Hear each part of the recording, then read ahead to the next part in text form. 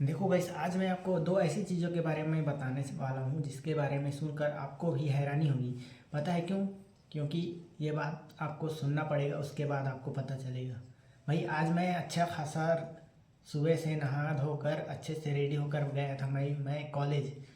क्योंकि कॉलेज जाने से पहले मैंने अपना फॉर्म भरा है। पहले तो मैं बीए फाइनल ईयर कर रहा हूँ अभी, तो बीए फाइनल ईयर का फॉर्म मैंने जब 9 से 10 बजे के आसपास फॉर्म फिलअप कराने के लिए गया था सीएससी सेंटर। उसके बाद जब मैं सीएससी सेंटर में फॉर्म फिल करने के बाद मैं गया भाई 11 बजे के आसपास अपना कॉलेज मुकुटधर पांडे कटघोरा। तो वहाँ पर भाई मैं गया, अपना एग्ज़ाम फॉर्म फिलअप करके पूरा रेडी होकर गया। वहाँ पर मेरा एक दोस्त इंतज़ार कर रहा था, सूरज। और उसके साथ भी जब वो भी अपना एमए फर्स्ट ईयर करने वाला था, तो उसने अपना फॉर्म नहीं भरा था, तो उसका थोड़ा बहुत वेट किया। फिर उसने भी अपना फॉर्म फिलअप किया। फिर हुआ ये, हम लोग दोनों गए कॉलेज। कॉलेज जाते ही हमने फॉर्म फिलअप करने के लिए, मतलब जमा करने के लिए उस स्थान पर गए जहाँ पर फॉर्म जमा हो रहा था, एग्ज़ाम फॉर्म। तो जब हम गए तो वहाँ भाई कुछ ऐसा हुआ जो शायद आपके साथ भी हो चुका होगा शायद।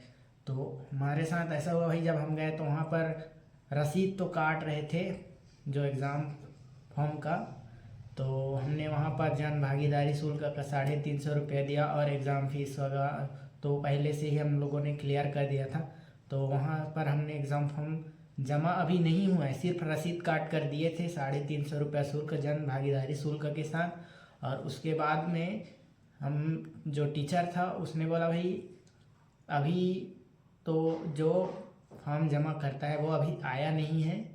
तो हम लोग क्या किए, फॉर्म रसीद कटवा लिया और उसके बाद वापस आ गए। उसने बोला था मैं 1-2 घंटे बाद अगर फ्री हो जाऊंगा तो बैंक से आ जाऊंगा, और उसके बाद में हो सके तो मैं ही अपना फॉर्म है वो जमा कर लूँगा। लेकिन जब 1 घंटे के बाद हम लोग रिटर्न आए भाई, तो फिर ऐसा हुआ फिर कि आप लोग समझ भी नहीं सकते।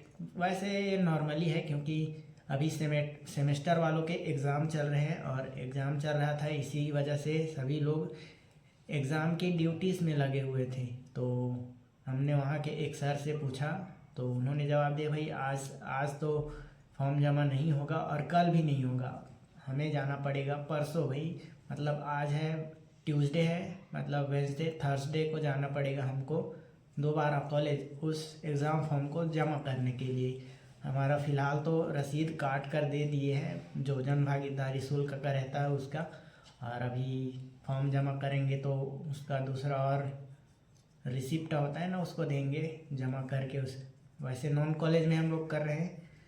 तो इस बात का बहुत दुख हुआ भाई, क्योंकि हम इससे पहले भी मैंने फर्स्ट ईयर और सेकेंड ईयर किया था, लेकिन उसमें ऐसी कोई प्रॉब्लम नहीं था। इस बार मैंने अपना कॉलेज चेंज कर दिया भाई।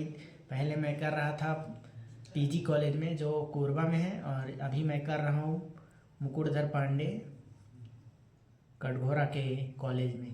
तो यहाँ वहाँ पर ऐसी दिक्कत आ रही है कॉलेज में। तो यहाँ पर जब पीजी कॉलेज में थे तब वहाँ पर एक साथ सारा कुछ करके दे देते थे, और उसके बाद हम लोग सीधा जाते थे भाई एग्ज़ाम के समय में, क्योंकि ये है नॉन कॉलेज, मतलब प्राइवेट में है। तो ये सबसे बड़ा दिक्कत था, और इसी बात को हम दोनों दोस्त बहुत इरिटेटिंग और गुस्सा हो रहे थे कि ऐसे अलग अलग काम क्यों कर रहे हैं। सिर्फ भाई 2 सेकंड में तो रसीद काट कर दे दिए, लेकिन बाकी पूरा काम तो अभी भी बचा है, तो दोनों को एक साथ ही कर लेता भाई। और इतनी ठंडी थी आज की पूछो ही मत। सर तो धूप में बैठकर अच्छे से रसीद काट रहे थे। तो हमको भाई बहुत दुख हुआ कि एक ही दिन में जो काम हो जाना चाहिए था वो नहीं हुआ। अब आते हैं दूसरे पॉइंट पर, जिसे सुनकर आपके साथ ये अक्सर हुआ ही होगा, क्योंकि ये एक बेसिक है। अगर आप भी कहीं पर आना जाना सफ़र करते रहते हैं अक्सर अपने आसपास के लोकेशन में बस या ऑटो पर, तो देखो भाई जब मैं अपने यहाँ से एनटीपीसी लोकेशन से मैं गया था अपना कॉलेज नहीं, कॉलेज से आगे ही गया था कटघोरा के बस स्टैंड पे पास। तो वहाँ पर हुआ क्या, मैं जमनीपाली से गया था सीधा कटघोरा बस स्टैंड, तो वहाँ पर मैंने सिर्फ 20 रुपये देकर टिकट कटाकर वहाँ तक गया था। जबकि जब वापस आते समय जब दूसरा बस मैंने लिया तो उसने भाई बोला 30 रुपये लगेंगे।